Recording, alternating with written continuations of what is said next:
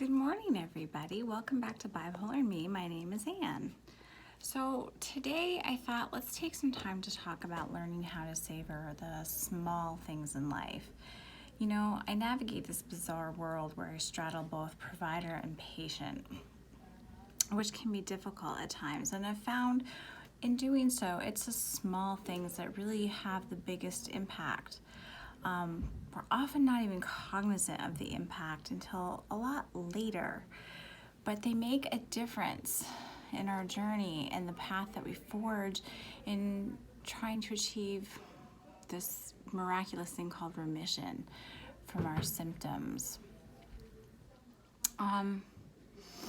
Some weeks I get incredibly fragile and I find myself full of these triggering moments that leave me feeling like I'm dangling off the edge of a cliff, in 1 minute, and then I'm speechless the next with the small moment of how far I've completely come. One week I encountered this woman who was the complete twin of a nurse that I had during psychiatric hospitalization back in June 2013.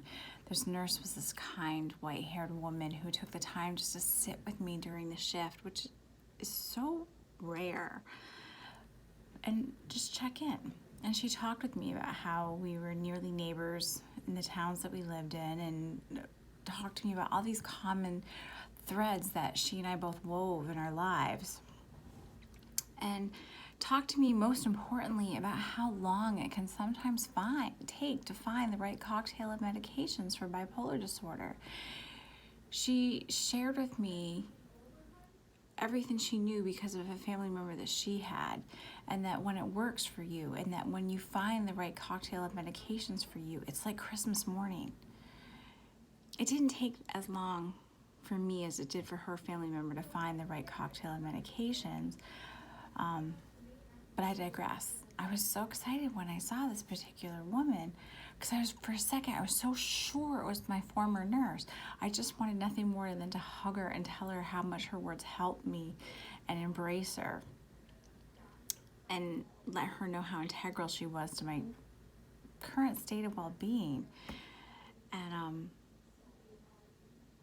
how she was just one of the very few providers from my inpatient stays that made a difference. And I wanted her to hear that and see that in the flesh, because I feel like sometimes the inpatient side, they don't get to see the goodness. They don't get to see what happens when people are released and how well they end up doing.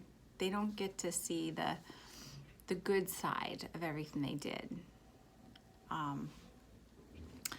I also had one horrible psychiatric hospitalization back in February 2013. I was discharged and still just left feeling incredibly disoriented and not quite ready for re-entry when I was discharged. My husband, when he picked me up, so kind, handed me a Starbucks venti chai tea latte, extra hot with soy milk, along with a brand new iPhone 5, fully loaded with all the apps he thought I would enjoy. Ever since then, that was 5 years ago? That Starbucks has been my crutch, and my iPhone's been my crutch. And typically not far from my hand. My children are known to call me out on the phone, being a crutch for me, and tell me I spend too much time on it, which is a completely fair accusation. So one night they got really firm, and I said, you know what, you're right. I put it down and took them out on a date. No phone. We had a blast. And I learned so much about them that I just didn't know. And I didn't pick up my phone again until I went to bed for the night. And, they get to slowly learn that I'm a safe, dependable parent. And they get to learn that when I put my phone down, I'm a present parent too. I'm not going to lie, I have a lot of work to do in that arena. Because they still call me out on it all the time. Mommy, put your phone down. Mommy, you've been on the phone all day. And it's a crutch, pure and simple. And I have to figure out how to do that. The best part, however, about my job as a psychiatric nurse practitioner is when my patients find their own small moments that are just so incredibly pivotal for them and turn them around and help them see hope in situations that they thought they would never see otherwise. And they bring it to me and they share these situations with me. My patients don't know my story. They don't understand what fuels the passion that I pour into my career to help them succeed. Because honestly, my story is irrelevant to them and their achieving remission. Just as a cardiologist's heart attack is irrelevant to their patient's heart attack. And my patients definitely don't get to see the happy dance I do when they leave on their small moment days. But it's there.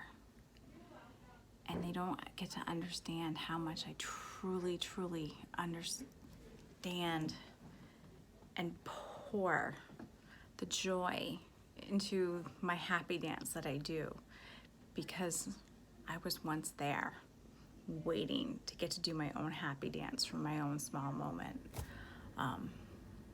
Now I just have to make sure, unlike my ability to use YouTube, my office staff never figures out how to use YouTube and tape me trying to dance. But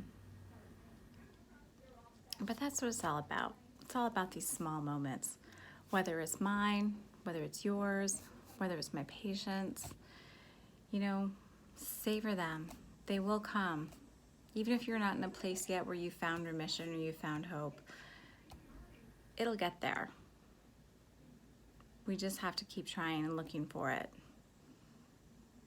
And who knows, one day I may hit a bump in the road again of my very own, and I'm gonna turn to you guys to try and find that small moment again. That's it for today. Thank you for tuning in. As always, please like, share, and subscribe for updates and content. I'm Anne, this is Bipolar and Me. Thanks so much, and I'll see you next time.